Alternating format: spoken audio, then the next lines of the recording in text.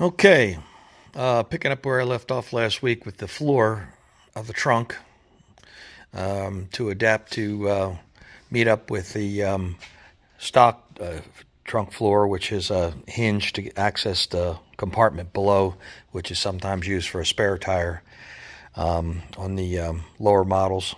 At any rate, so I had to build up, if you'll recall, I had to build up this sheet metal floor with these strips of 1-inch dowel foam. Give me a base. I also have some flanges on either side to catch this floor, and you can see the shape of this this filler panel here. And this piece flips up here. It's got a little loop to grab a hold of it. So I had to create a lip to catch that and a floor extension here, and that's what I'm up to right now. So what I've done here is I've got this piece of masonite, and I've got it countersunk riveted this to this flange on the back. This flange will carry my will be a place to register my and attach my upper panels at the back of the car, which I have to fabricate still. But this is the most difficult piece right here to do. So I have a total of 1.5 inch drop here to this ledge. This ledge is what that flap will sit on, and so I had to build it in two pieces. One piece, just an L shape, shrunk and stretched to the shape that was corresponding to that flap in there. And then this is the attachment flange that had to be made in the opposite direction and welded to this piece, so I have something to rivet to here. And then, of course, the whole thing's going to be covered with the trunk felt. At any rate, that's where I'm at with this piece. I'll move on to the next thing. Okay, so that's what it looks like covered with that trunk lining felt. The good thing about the felt is it doesn't have a backer on it, so you can get it to stretch a little bit, and then you could also get it to compress a little bit when you're trying to work it around details like this and get it to wrap an unusual shape like this, instead of having to cut it up in a bunch of small pieces and see a bunch of edges. Anyway, that's it, and I gotta put it in and start on the other pieces. All right, so that's what it looks like installed after it's all covered, and that's how this opens up. Get to that under area right there. Okay, so before I can start my side panel over here, I had to stabilize this these pieces here, which normally go against the back of the trunk. So I punched a couple of holes here in this flange. You can see how kind of flimsy that is right there. And so I got some 60 thousandths aluminum, so it's a pretty decent surface for it to land on. And I just screwed it with some Tech screws up to this this wing support, and this gives me a nice surface that relates to this surface and to this surface down over here, so I can fit my panel right on here and get a good profile now that this is stabilized. This time, instead of using those pop-in buttons like this one here, you have to pry this up before you can take the whole thing out. I just use these ones that just push in, and the main reason for that is with these, if you can see them, you can see there's a groove and you can get up under there and pop that open. But this is kind of blind over here, so if you needed to pull this out, you can get in there with a tool like this and just pull these out.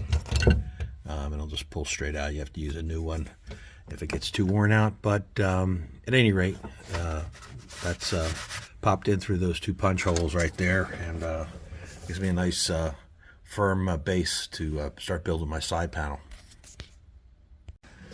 Just thought I'd show you this panel before I cover it. It's easier to see with the contrast in the color. And here's the two assembly buttons. One holds it to the top flange, the other to the front flange, that aluminum flange right there. And there's no attachment point down here, but it's against this lower flange. The reason there's no extra button here is no reason to go crazy putting a bunch of attachments if they're not needed. This one will be held in place by the piece that comes over here and covers this section. So anyway, that's what it's looking like. Okay, so that's what it's looking like, all covered up. It's time for me to do another one on the other side. All right, with my car, it was the beginning of the end for having actual keys to open up the trunk. Anyway, the lock is the same, and on the last car, I actually put a lock barrel back here and adapted it to the back of this latch, so that there will be a way to get into it manually. Really, it's to help. I did it to help myself in a way, because with the battery out of this car, there's really no way to release this latch unless you hook it up to, I guess, an electrical wire and a momentary switch and a separate battery, which is a possible way to go. But I prefer to just basically take and I've got this temporarily set up here to where I've got this rod that goes to where this little latch mechanism on the back side here used to engage the barrel, the end of the barrel lock. Anyway, this is just down through the bottom of the floor of the car to a rod right now. It helps me manually release that latch while I'm adjusting the latch and getting it in the, in the right spot. And also it helps me to open and close it for other reasons. When I was doing the body work on the last couple of cars, it was nice to be able to have a manual release without having the battery hooked up. So anyway, I just thought I'd show you that. It's just a little bent up piece over here that helps me while I am doing the construction. Okay, so I'm starting to fit up these covers for these to this taillight housing. I was going to go all the way across with one big cover, but this when you modify this to a Charger 500 or Daytona, this is like a mail slot already as far as getting stuff in and out of the trunk.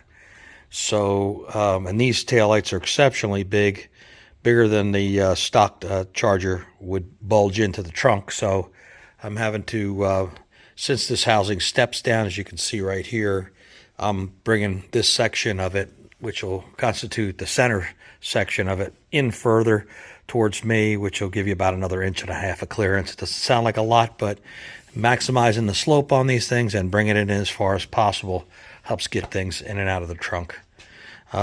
Anyway, so this will step out over here on the corners, which is less important, but at least the majority of it will be in as far as it can go.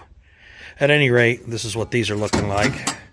They're partially made out of the masonite for sound deadening issues, and then the top is just an 035 steel, so I could bend it up and get the angles. It'll attach at the top here just with some Tech screws here, then one in the center down at the bottom where that you can see that cleco down there. At any rate, that's what I'm up to right now. Okay, so here's one of the covers for the taillights, the inside compartment there, and what it looks like on the back side. I actually had to make it out of 2 pieces because I wanted to step it in and get as much room to put stuff in the trunk as possible. So I had to make this center section, one of 2 center sections first. It's a combination of some masonite, some pieces of wood, just as places to screw things together, and some rivets to hold these flanges to this piece of masonite. At any rate, both pieces put together create what this one cover for one side.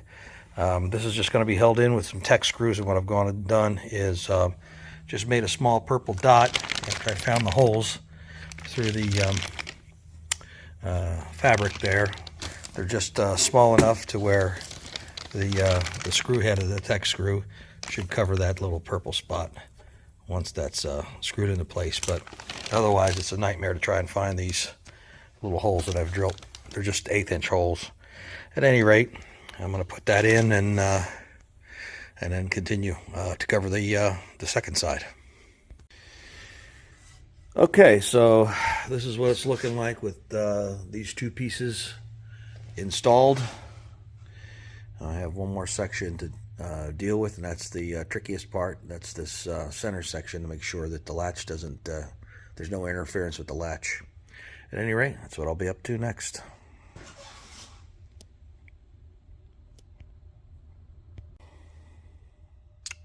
Okay, so here's the final piece of the puzzle. This center piece to fit over the latch. Got to upholster it, obviously. And it'll be attached by one screw here and one at the base over there. And just got to close that like that. Pull the old latch here. And we're good to go. Yep, just got to cover it with some of that fabric. At any rate, moving on. Okay, here's that last piece upholstered. It was a bit tricky getting around these risers over here, but I'll screw that in, show you what that all looks like. Okay, so this is what that's looking like in place. At any rate, that pretty much wraps that part of it up. I still have to put some panel adhesive in these overlaps over here. Keep water out of those seams, and so it can be painted. Can't put seam sealer on there because kind of looks ugly when it's can't really sand it down. So I'll be putting some panel adhesive there, which can will harden up, and then it could be bondoed or whatever. At any rate, that's where we're at. That pretty much finishes off the trunk area. All right, in the just one more thing department, this latch is normally in the Challenger down on the bottom side, and it's covered up by the inner liner, and you know, everything's reversed and backwards the way I've got it mounted here. So normally wouldn't see all of these bolt through bolts and everything like this, but it's, like I said, it's backwards the way you would normally visualize it. So just made up a small metal cover to go on this thing here, just to kind of just neaten it up a little bit, make it a little less obtrusive. That's the word, obtrusive. It's a good one.